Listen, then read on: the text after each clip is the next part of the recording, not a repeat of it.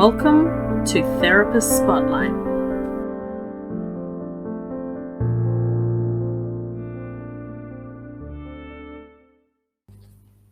Hello everybody and welcome to Andrew's Therapist Spotlight, the podcast where we aim to showcase our wonderful therapists to the wider community. I'm your host Joshua Brooks, and tonight with us we have Peta Crogan. Peta is an Ayurvedic practitioner, so one of those interesting sort of natural medicines that's not so well known, so it's going to be a fantastic conversation. So Peta, how are you tonight? I'm well, thanks Joshua. How are you? I'm great. So first question, what got you into natural medicine? How did you get started? Well, that story actually goes back a very long way, half of my life. I started in medical research. So I have a Bachelor of Science with honours in oncobiology. Spent the first couple of years of my career working in a scientific medical research role, and very quickly found that I was working with DNA denaturants and carcinogens, the exact same things that I was trying to avoid and trying to help people get cured from, to work out what was happening in these illnesses. So I guess the long story short is that I tried a number of different careers in that time, including things like teaching. I ended up in embryology, where I worked as a fertility specialist, doing ICSI. That was a fabulous job, did that for a while. And after my children, I found myself, actually before having children, I started looking into natural therapies. And I actually didn't know about naturopathy before uni. So maybe had I known, I would have been a naturopath all this time. But as it turned out, the school I started studying with disappeared during the gap when I had my 3 children.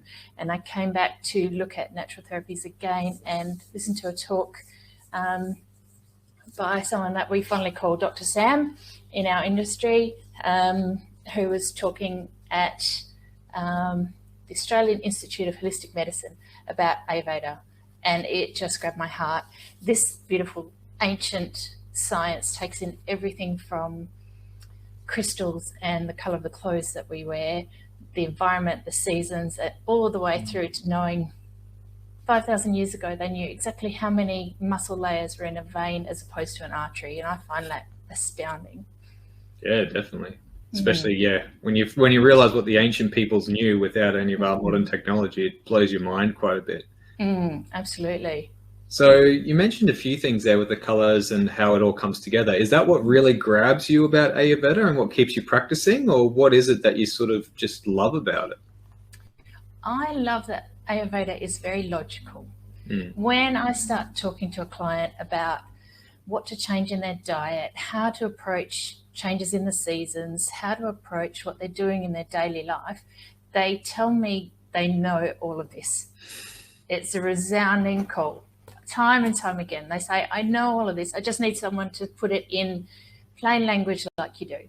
And then the other thing that I really love is that most of the therapies and herbs are plant-based. So very waste conscious, environmentally sustainable. There are some issues with some of the herbs being over,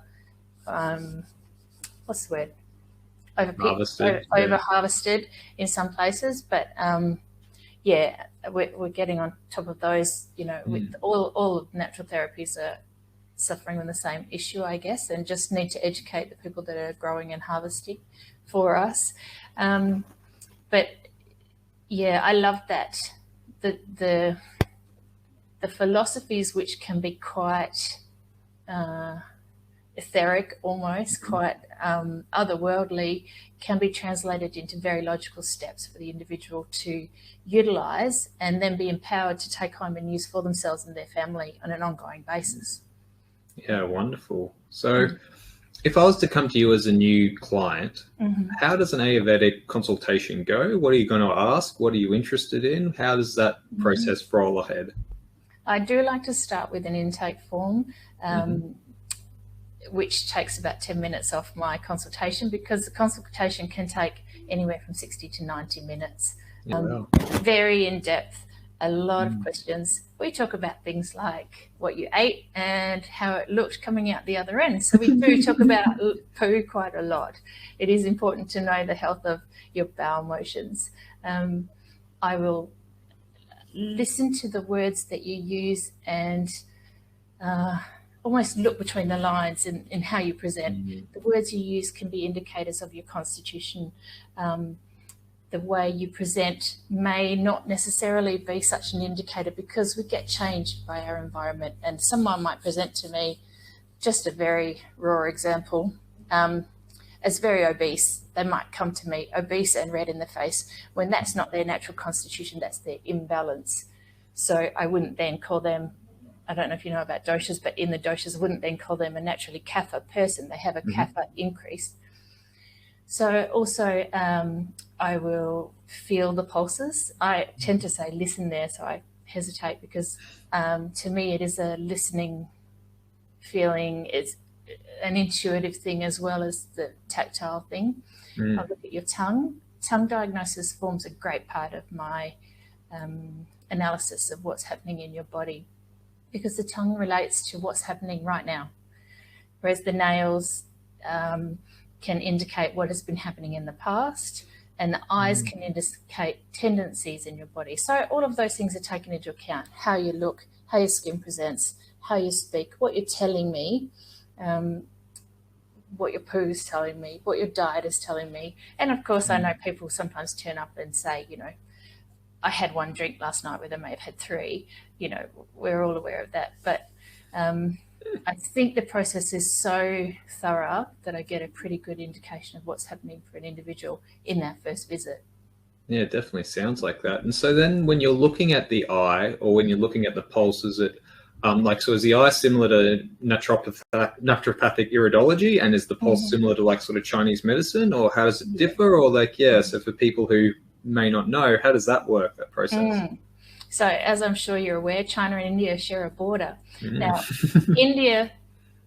Ayurveda say that we are the oldest living health system, and traditional Chinese medicine practitioners say that they are the oldest living health system.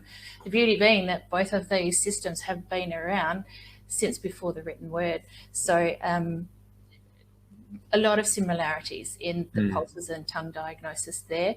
However, I believe that Chinese medicine has taken the pulse diagnosis to another level compared to what I do as an individual. Iridology wise, quite similar. Yes, we're looking at indicators for particular organs. And, you know, the obvious things like if the sclera is tinged at all, we know that we've got a liver, something to look at with the liver. But often for me with the eyes, it's a confirmation of other things that I've already seen rather than a first point of call. The tongue is more essential for me in my diagnosis. We're not going to say diagnosis, are we? Right, in my examination of the individual's state at that time. And so, again, because Ayurveda is a bit of an unknown, but it's getting more recognized, which I think is wonderful. Where is the underlying philosophy of Ayurveda, and therefore what are you looking for in terms of like a treatment plan for clients and for people? For me, my underlying philosophy is to regain balance. And that can come down to homeostasis, or simply that feeling of balance mentally. For many people, it does come down to, in my individual practice, comes down to gut health and mental health. They're so closely tied. We know that the everything that's happening around us at the moment is ramping up stress, which is affecting our digestion and our immunity, and then affecting our mental health. So I guess those are the focuses for me. And like I said earlier, as well as I'll generally prescribe some sort of remedy. It may be a liquid tonic which has been cooked down, or it may be a herbal remedy that the client takes home and either mixes with hot water or cooks down themselves. But the majority of their prescription would be diet and lifestyle, especially in the early stages where there's a lot of education involved. And I do find I say a lot of the same things to all of my new clients in that education in the beginning, explaining what I'm meaning when I'm talking about balance, you know, and then giving them tools to regain balance after a stressful day, for example, or after after an illness, how to build themselves up, for example, that kind of thing. So with that then, what sort of tips and herbs are you prescribing for them to regain balance? There's obviously is it very similar to like Western herbalism when we're looking at it? Or I'm guessing it may be a little bit different because we know that you've got the doshas and there's a little bit of a different philosophy. So like how does that look in your practice for people and how you're prescribing those diets and lifestyles? So herbs in particular, I use the whole herb rather than an extract more often. So, and that actually brings me back to a story which reminds me of a story. Somebody asked me a while back how I compare Ayurveda to naturopathy. And I said to him, well, to me, and I don't want to offend any naturopaths out there, I love naturopathy and that's how I started on this journey. But to me, naturopathy is the curcumin or the curcuminoid, whereas Ayurveda is the whole turmeric plant. We use the entire plant and we actually consider when it is picked, how it is grown, all of those conditions. So I guess our view is wider and the approach is possibly gentler, slower, because we're approaching from that wider view. As far as similar herbs, turmeric, yes, first and foremost, ginger, ashwagandha's a common one, neem, nimba, I think you use that as well, brahmi. Some of the herbs that I think were traditionally Ayurvedic are now being picked up by the naturopathic community, especially in the liquid tonics. I can see a lot of those, being repeated there. Shatavari, so that is asparagus racemosus. Beautiful female herb, female balancer. And in Ayurveda, they say a woman should take 2 grams from when she begins menstruating for the rest of her life, every day, so that she has a healthy menopause. So, things like that are old stories, old remedies, which are actually being picked up by Western herbalism as well. Yeah, wonderful. And I mean, you touched on something there that's, I guess it is a little bit of the sensitive sort of space, but I've talked to a few naturopaths and you get those conflicting views where some are more, will extract the cumin and then some curcumin, and some are more so, well, we'll use the whole herb in a tincture, or something like that. And so it is an interesting space that we're moving through, I think sometimes. Maybe we're getting a bit too scientifically minded, but anyway. So in terms of your prescription for like sort of lifestyle then, because it is an Indian form of medicine, do you prescribe much yoga and yogic breathing? Is that a big part of what you do, or how does that fit in? Definitely yogic breathing, pranayama. Yeah. In particular, breathing is essential when we are struggling with any sort of increased stress and anxiety. And we can actually see a correlation, which I teach my clients about, between that stress and the kidneys not monitoring the red blood cells. So there can be a correlation between shallow breathing and anxiety and a depletion in the quality of the blood, which can translate to an iron anemia.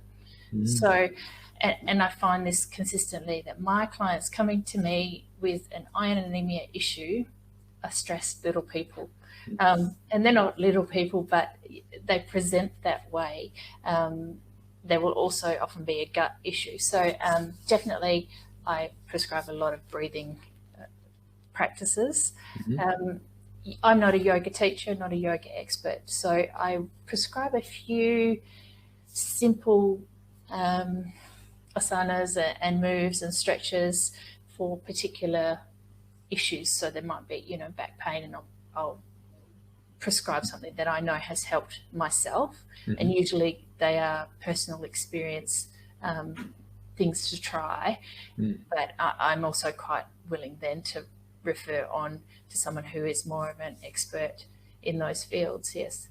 And so according to like your canon of law, do different doshas have different like exercise prescriptions or different dietary stuff that they need? So say, for example, would one dosha be more inclined to go to yoga or breathing than another dosha. Yeah, does that sort of work? And do you then have to tailor that to the person that you're talking to? Yes, and one of my favorite things to do is a workshop where I, and in all of my workshops, I give a brief introduction into the doshas. It takes about 40 minutes, my brief introduction. But yes, definitely. So the 3 doshas are Vata, Pitta, and Kapha. And everybody has all 3 all the time. And we will have a dominance. When we're born and throughout our life, we will have particular dominance. But in the early stage of life, we're in the Kapha dominant phase. In the middle stage of life, puberty through to 50, 60, we're in the reproductive stage and the building a home and forward motion and having a career, a very ambitious and forward motion stage of life. That is Pitta dominant stage. And we can also see that in the rising anger and redness in our teenagers and their ability to burn through whatever junk food they devour. And then in the 3rd stage of life, we're in the Vata stage of life where we become a little more frail, a little drier, more prone to lightness in the bones, and also more prone to sleep issues, insomnia, and dryness in the bowel, constipation.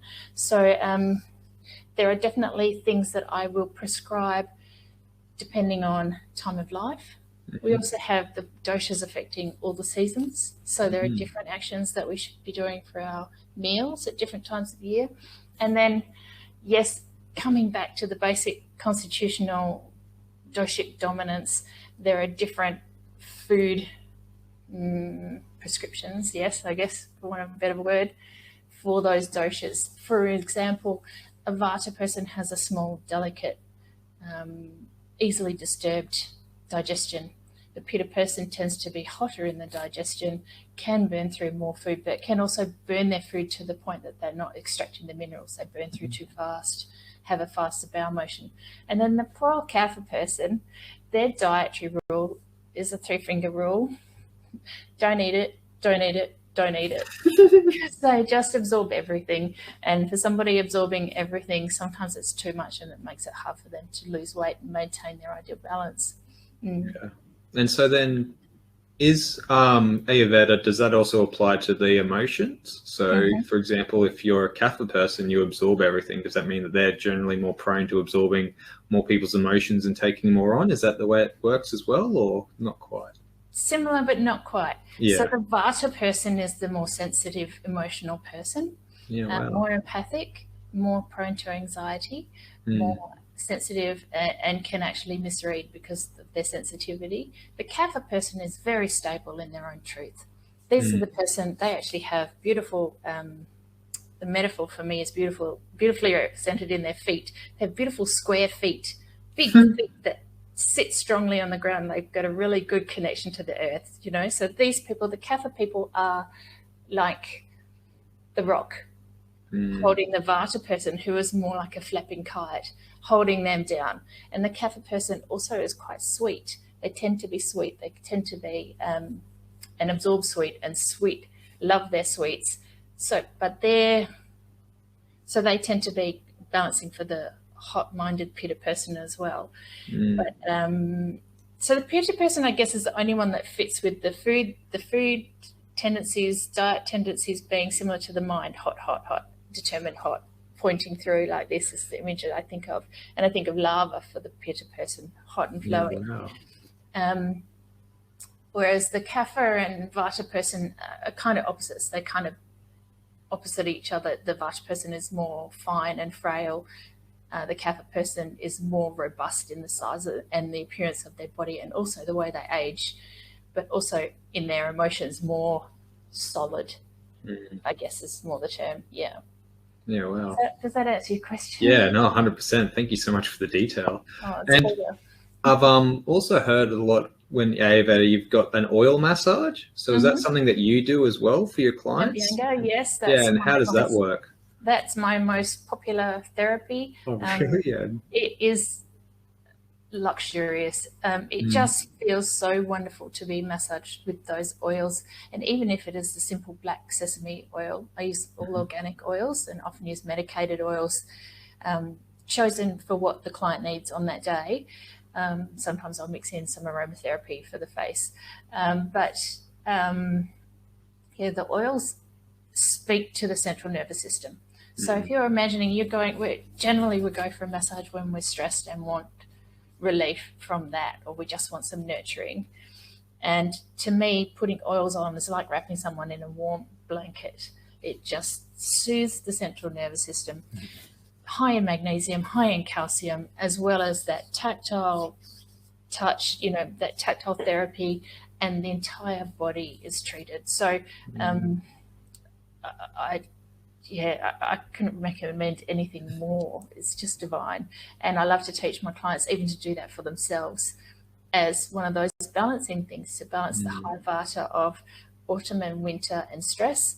A beautiful antidote to all of those things is some oil massage at home in your own bathroom. Yeah, wonderful. And so then I'm guessing that you'll match certain oils with different properties to certain conditions that your client is going through. So therefore, they're different medications, different constitutions, everything like that's recommended? Yes. And almost unfortunately for practitioners like myself, there are as many herbs and there are as many medicated oils as there are conditions under the sun. So we have to be a little bit picky and pick a few that we like ourselves. And so, for instance, I will generally have a Brahmi Tylum. Tylum means oil preparation, medicated oil preparation. So I'll generally have a Brahmi oil, which I will use if someone's really stressed and in their head too much. I'll apply some to the head. It can make them feel quite floaty in the afternoon. So I have to be a little bit careful with people driving home. But yes, we do match oils to conditions. In opposites is what we do in Ayurveda a lot, to balance. Yeah. But that's just like every good massage, isn't it? Leaves you a little bit, a bit floaty. Yeah. Yeah, excellent. And so then, because Ayurveda, like you said, India and China do share a border, are there concepts of like meridians in Ayurveda, and is there concepts of sort of like acupuncture points as well? Is there any crossover with that? Yes. So acupuncture points and chakras are covered in what we call mamas. So in Ayurveda, a mama is a trisection. It's a junction of 3 different tissues, and that may be blood vessel, nervous tissue, and a fascia ending, or the end of a muscle, or bone, muscle, nerve, or so many different combinations. But the mamas, to me, are like traffic lights, and the meridians are like the roads. And each of those, there are 107 mamas. Each of those mamas can get blocked. The major mamas do correlate to the main chakras, the 7 or 12 chakras, depending on how you're talking, how educated your audience is. And there are hundreds of chakras as well. And yes, then the meridians run up and down the body. And they are the same meridians that Chinese medicine recognizes. For instance, the bladder meridian running from the heels up the back of the thighs and both sides of the back. We do try to take note of what's happening in those things in a massage, but the reality is unless the clients come to us and had an initial health consultation prior to the massage, we've generally got 5 minutes to ascertain where those blockages are. And simply if they're saying, look, I'm really tired and I'm constipated, then we know not to be doing an upward movement over the meridians that are related to the bowel, because we want that bowel motion to be coming downwards, not upwards. Yeah, fantastic. And so then we're just coming up on time, so a couple more questions for you. So how does the treatment plan work in Ayurveda? Are you sort of looking at like a month, 6 month treatments, or is it sort of a couple of treatments in a row, or like initial consultation, follow-up consultation? How does that whole process work with you? And what can clients expect for their longevity, health, and getting back to homeostasis? Ideally, I would like to sign my clients up for 6 months, because as I mentioned earlier, it's quite a gentle process, and especially if somebody's coming to me with 40 years of build-up and wants an instant result, it just doesn't happen like that. But it would be even better to sign people up for 18 months. So we go through the full cycle of seasons, deal with all those seasons for the individual, and then move into recovery and have some detox or panchkarma along the way.